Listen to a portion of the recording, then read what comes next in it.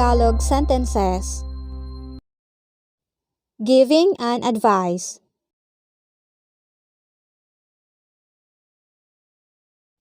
Ang kailangan mong gawin ay magpahinga. All you need to do is to take a rest.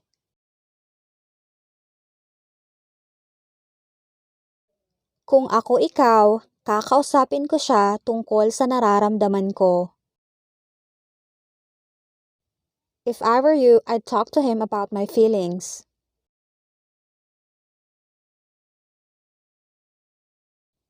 Bigyan mo siya ng pagkakataon.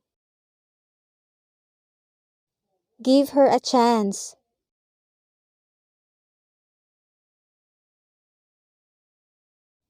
Tanungin mo siya kung ayos lang sumama.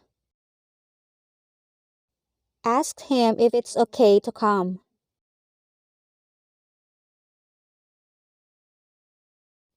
Bigyan mo siya ng oras para sa sarili niya. Give him time for himself.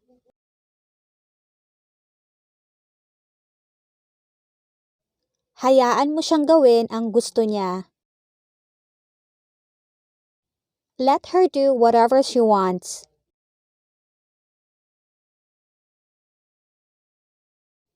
Gawin mo kung ano ang tama para sa'yo. Do what is best for you.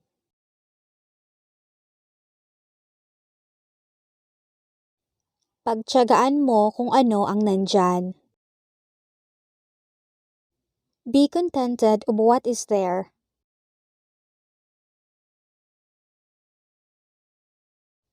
Huwag kang aalis ng mag-isa. Don't go alone.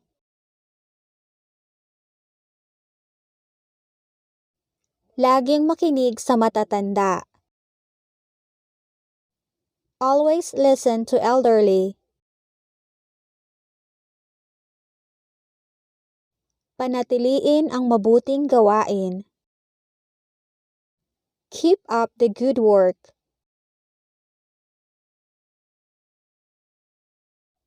Pag-isipang mabuti ang sasabihin. Think carefully about what to say. Igalang mo ang iyong sarili. Respect yourself. Huwag kang magpapalipas ng gutom. Don't skip meals.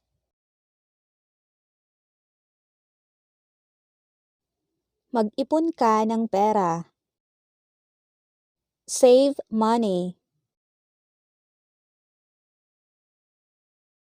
Huwag na huwag kayong mag-aaway.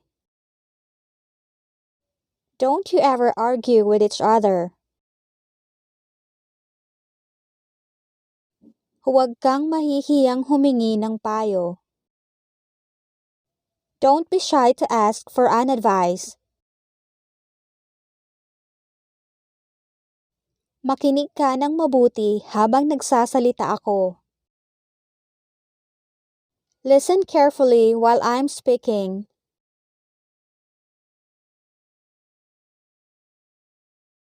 Lagi kang manalig sa Diyos. Always have faith in God.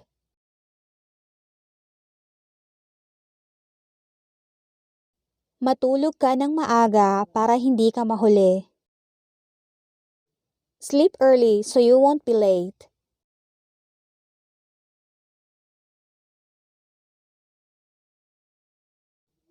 Kumain ka ng masusustansyang pagkain. Eat healthy foods.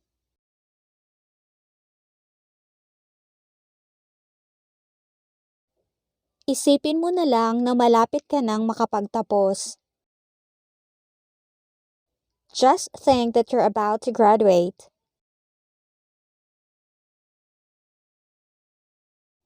Tumulong ka sa mga nangangailangan. Help those who are in need.